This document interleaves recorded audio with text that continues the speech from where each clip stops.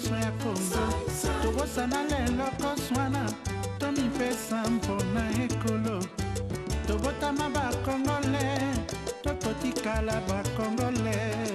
Du 14 au 16 octobre dernier, Brazzaville a abrité les assises de la 3e édition du Salon de l'orientation scolaire, universitaire et professionnelle, placé sous le thème « La formation en alternance pour une meilleure employabilité des jeunes ».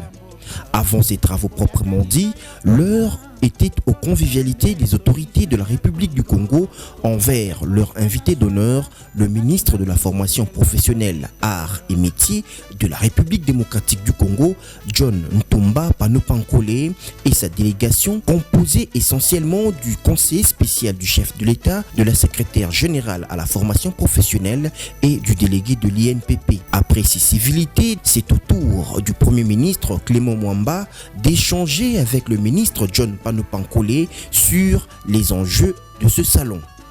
Les deux parties envisagent bien repositionner le capital humain comme épicentre de tout projet qui pourra, in fine, permettre d'avoir une classe moyenne utile. J'ai parlé avec le chef du gouvernement qui m'a reçu. J'ai rappelé au chef du gouvernement que Congo-Kinshasa et Congo-Brazzaville, c'est un même pays et un même peuple. Je rappelais que nous avons les mêmes problèmes et nous devons nous mettre ensemble pour trouver la solution. Cette formation en alternance doit être vraiment appuyée par l'orientation, et parce que c'est l'orientation qui va faire de sorte que le besoin des entreprises soit rencontré avec la mise sur le marché de la main-d'œuvre qualifiée.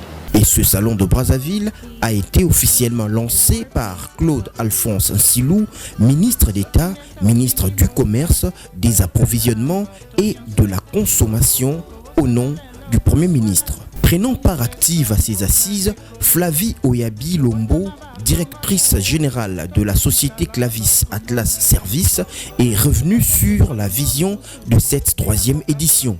Je tiens particulièrement à adresser nos vifs remerciements à son Excellence M. John Ntumba Panopankole, ministre de la formation professionnelle, arts et métiers de la République démocratique du Congo, ainsi que les membres de sa délégation. Monsieur le ministre, en faisant la traversée du majestueux fleuve Congo en ce jour, vous portez ici le témoignage de la communauté des défis et problématiques auxquels sont confrontés les jeunes de nos deux pays frères. Notre adresse de ce jour fait témoignage de notre conviction profonde ainsi formulée. Le Congo-Brazzaville, notre pays, a tout ce qu'il lui faut aujourd'hui pour retrouver le sens perdu de sa liberté de choix, d'orientation et de décision en matière d'éducation et de formation, devant enfin permettre l'adéquation formation-emploi conformément aux objectifs de développement durable. Et lors de son intervention remarquable, à la fois brillante et convaincante, au regard des grands axes épluchés, le ministre John Ntumba a clairement souligné les biens fondés de ces assises au profit des populations. Les présentes assises interviennent à un moment crucial dans l'histoire de mon pays.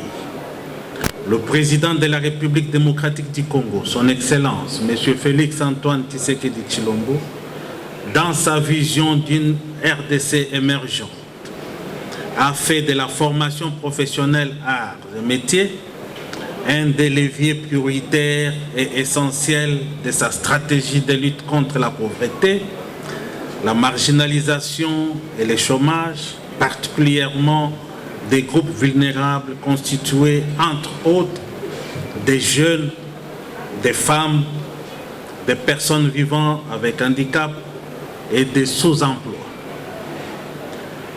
Ces échanges, j'en suis persuadé, permettront à nos deux pays non seulement d'adapter les stratégies de leur intervention dans le secteur de la formation professionnelle, mais aussi de travailler à la création d'une classe moyenne.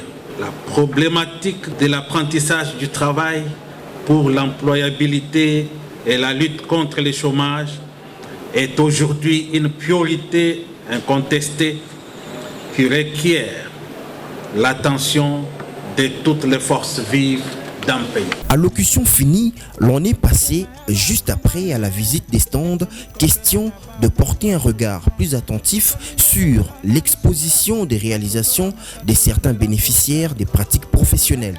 Et l'expérience de la RDC à travers l'INPP a été vivement saluée et même pris pour modèle dans certains centres et écoles de formation.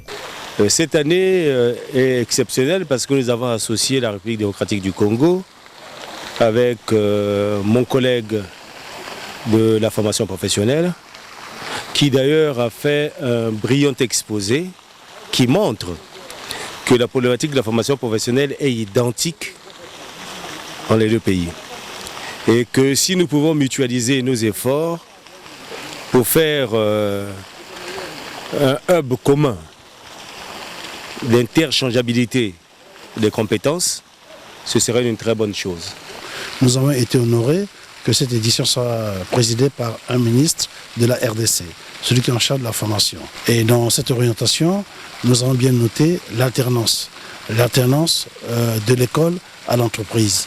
Et là-dessus, sur ce sujet de fond, nous avons bien retenu, et je l'ai dit dans mon mot, souhaiter que la planche tracée, je dirais le discours de monsieur le ministre de la RDC soit diffusée et que nous puissions nous l'approprier pour l'amender et servir de fil directeur. Parce que dans ce message, il a fait un bilan, un diagnostic, mais aussi, et le plus essentiel, il a proposé des solutions.